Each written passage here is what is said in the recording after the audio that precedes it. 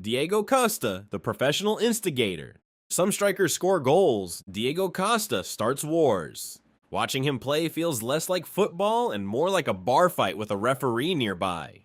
Every duel becomes a personal insult. Every tackle becomes a revenge mission. Every defender becomes a target.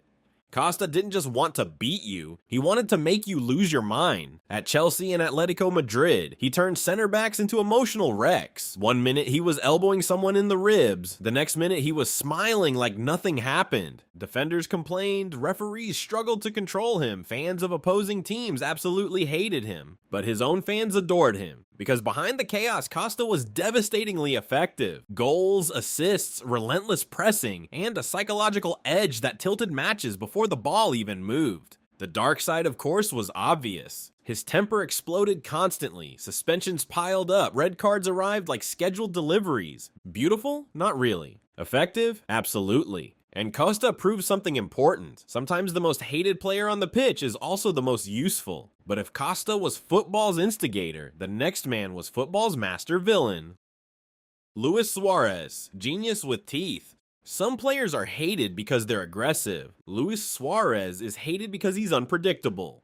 One minute he's scoring impossible goals, the next minute he's biting someone. 3 separate biting incidents across his career turned him into football's strangest anti-hero. First in the Netherlands, then in England, then on the world stage at the World Cup. But the chaos didn't stop there. There was the handball against Ghana in 2010 that stopped a certain goal and sent Uruguay to the semi-final. African fans saw it as theft, Uruguayans saw it as genius. There were accusations of racism in England, constant diving, endless controversy, and yet he kept scoring. At Liverpool, he nearly dragged an average team to a Premier League title by himself. At Barcelona, he formed one of the most lethal attacking trios ever alongside Messi and Neymar. Suarez played football like a man possessed, aggressive, ruthless, emotional, sometimes completely unhinged. Fans hated him for his behavior, defenders hated him because he never stopped scoring, and somehow both things were true at the same time. But if Suarez was chaotic, the next villain was calculated.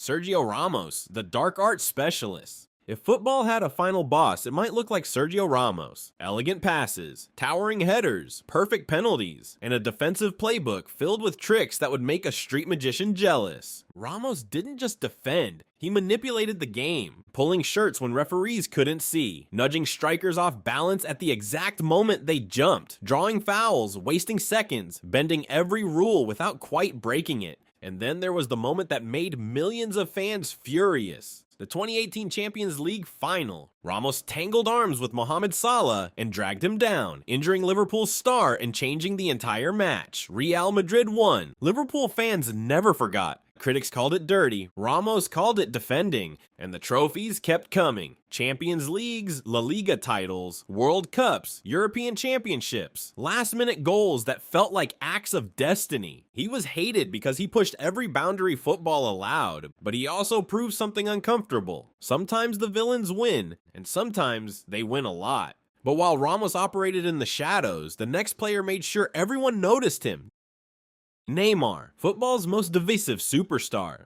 Few players in football history have been loved and hated as intensely as Neymar. On one hand, he's a magician, elastic dribbles, impossible flicks, goals that look like video game glitches. On the other hand, he's the king of exaggeration. No moment captured that better than the 2018 World Cup, where Neymar's dramatic rolls after fouls became a global meme. Fans counted the seconds he spent spinning on the ground. The internet turned it into comedy. Opposition supporters saw arrogance. They saw diving, showboating, endless theatrics. But defenders saw something else entirely. They saw a nightmare. Because underneath the controversy, Neymar remained one of the most unstoppable attackers of his generation. His creativity warped defensive systems. His unpredictability broke organized teams. The problem was perception. The more he entertained, the more people accused him of disrespecting the game. So Neymar became football's most polarizing figure, adored by fans who love flair, despised by fans who love discipline. And if Neymar divides opinion, the next man built his entire career on it. Jose Mourinho's favorite villain, Pepe. Every great villain needs an enforcer. For Real Madrid, that enforcer was Pepe.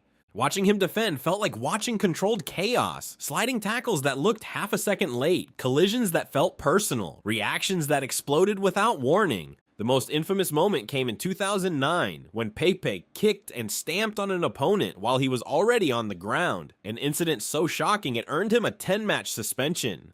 For many fans, that moment defined him forever. Dirty, violent, dangerous. But inside Mourinho's Real Madrid, Pepe was something else. A fearless warrior who protected his teammates and terrified attackers. Strikers knew every duel would hurt, every aerial battle would be violent. And while critics condemned him, coaches valued exactly what he provided: intimidation. Pepe turned defending into psychological warfare. But the next player didn't intimidate opponents physically. He did it with something far more irritating: success. Cristiano Ronaldo, the villain of rival fans. Cristiano Ronaldo isn't hated because he's bad. He's hated because he wins. Over and over and over again, Ronaldo's confidence has always bordered on arrogance. Shirtless celebrations, staring down crowds, demanding the spotlight at every opportunity. To his fans, it's charisma. To everyone else, it's unbearable. For over a decade, he tormented rival supporters across Europe. Premier League fans, La Liga fans, Serie A fans. Every league had its moment of Ronaldo dominance. Hat tricks against rivals, late winners in Champions League knockouts, celebrations that felt like deliberate provocation, and the statistics only made it worse. Hundreds of goals, endless trophies, records shattered like glass. The more Ronaldo succeeded, the more opponents wanted to see him fail. But he never seemed bothered. In fact, he appeared to enjoy it. Boos became motivation. Hostility became fuel. Ronaldo turned hatred into energy and used it to build one of the greatest careers football has ever seen. Still, even Ronaldo couldn't escape football's greatest rivalry, because the next villain didn't shout, pose, or provoke. He just quietly ruined your team. Luis Figo, the transfer that broke football.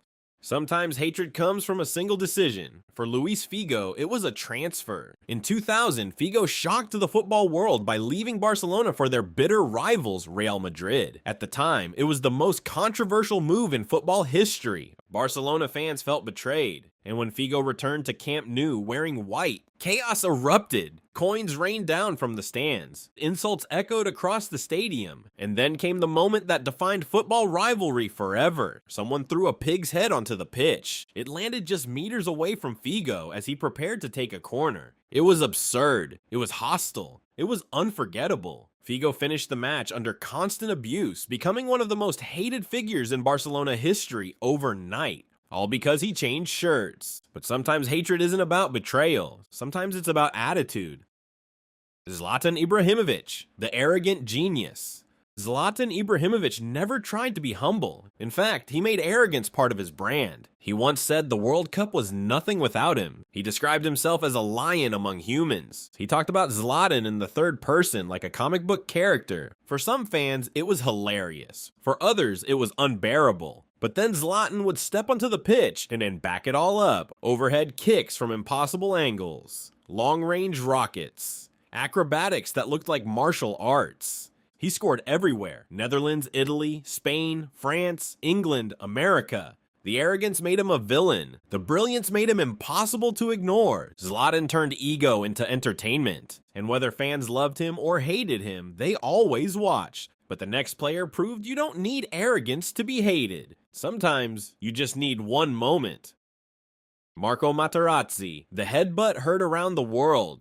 The 2006 World Cup final should have been remembered for football. Instead, it became one of the most famous confrontations in sports history. Late in the match, Marco Materazzi exchanged words with Zinedine Zidane. Seconds later, Zidane turned around and headbutted him in the chest. The French legend was sent off. Italy won the World Cup. But the incident turned Materazzi into a global villain. French fans blamed him for provoking Zidane. Rumors spread about what he said. For years, Materazzi carried the reputation of the man who ruined Zidane's final match. And yet, from Italy's perspective, he had simply done his job: defend, compete, win. In football, the line between villain and hero often depends on which shirt you wear.